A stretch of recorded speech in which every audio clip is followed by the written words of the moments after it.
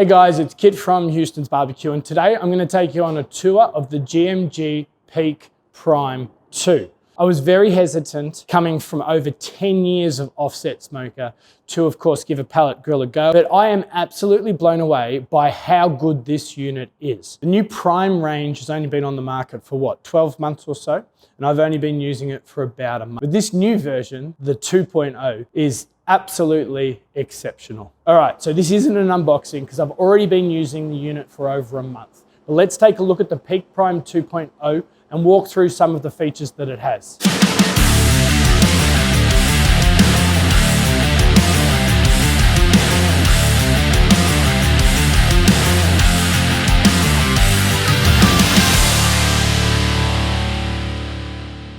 First up, I'm not a manual reader, and I think a lot of people out there are, but reading this manual is critical to setting the unit up and, of course, seasoning it and getting it ready to cook. So dealing with a pellet grill, not only do you have to worry about the temperature, but of course you've got to worry about the electricity side of it. So make sure you always remember that everything's hot. Everything's always hot before and after, so don't put the cover on, don't go pulling the plates out to clean it until the entire unit is cooled down.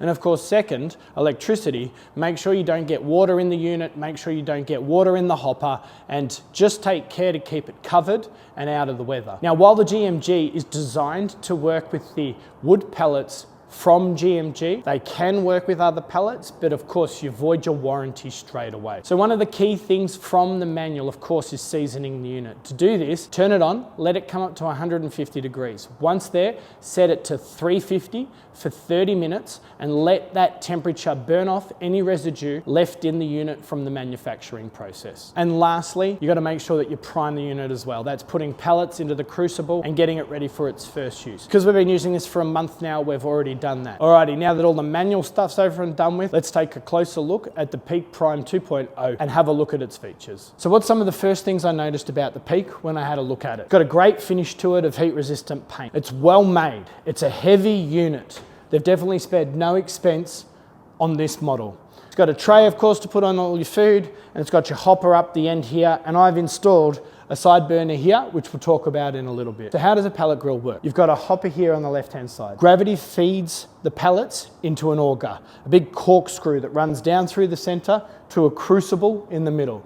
The crucible, in combination with the fan and the auger, increases and decreases the temperature by putting more or less pellets into the fire. That fire stays alight and of course creates the heat and the temperature. This is all digital as well, so it constantly receives feedback from what's inside the unit to help increase and decrease the temperature from the digital box down here. So of course the unit also has Wi-Fi, which connects to the cloud and lets you manage the temperatures of the unit from anywhere. It has two probes so that you can measure the internal temperatures of two different pieces of meat. It has a little light which you can turn on to look at the meat cooking. Now, I thought this window was going to be a bit of a pain to keep clean, but it turns out with a nylon scourer, it's actually pretty easy to just give it a wipe down and then it's clear and ready to go. So it's recommended to clean your GMG out after every 2 cooks. To do that, you need to remove the heat shield, and then I use a shop vac to vacuum out all the leftover dust and debris.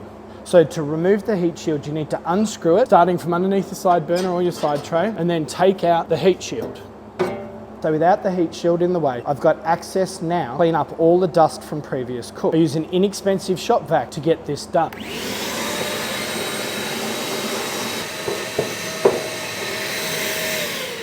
To reinstall the heat shield, center it over the crucible and then line up the rod and screw it in to hold it in place. The rod also lets you move the heat shield backwards and forwards if you need to adjust temperature, but it's recommended to leave it in the center position. With the unit clean and the heat shield now in place, install your drip tray onto the provided brackets. We use aluminium foil across the tray so that it's easier to clean. Reinstall your grates and you're ready to go. Okay.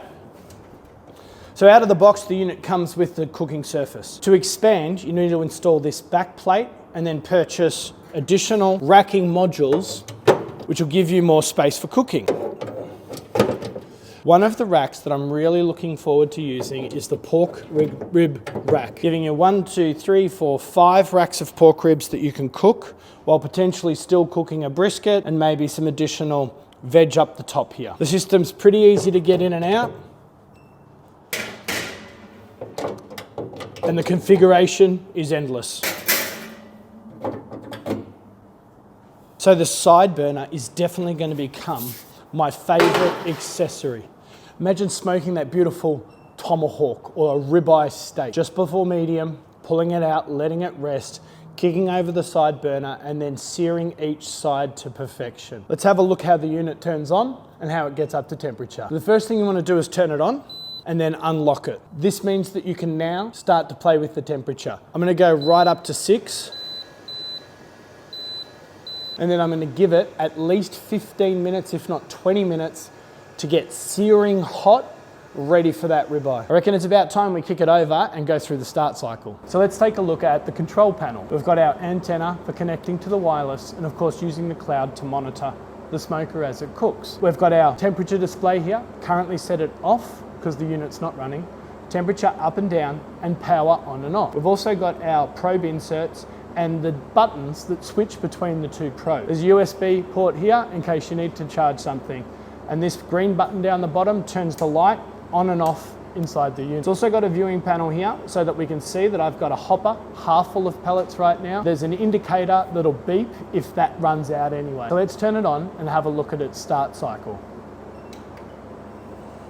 First comes up, of course, is 0.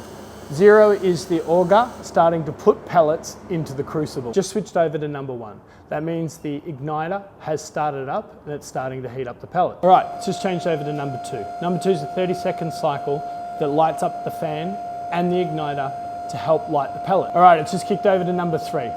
That's trying to get proof of fire now. Fan and the igniter is starting to warm it up. You'll see it start to increase in temperature as it puts more pellets in, gets the fan going, and brings it up to 150 degrees, which is the position where we can then set the temperature we want. That's pretty much it. Sitting at 150 degrees now, you can turn up the temperature or turn down the temperature as you like. And of course, once you've finished cooking, turn it off and let it run through the fan cycle. If you enjoyed this video, of course, like and subscribe. Check us out at HoustonsBBQ.com.au or check out Smoke School online for classes on how to smoke at home. Thanks for watching.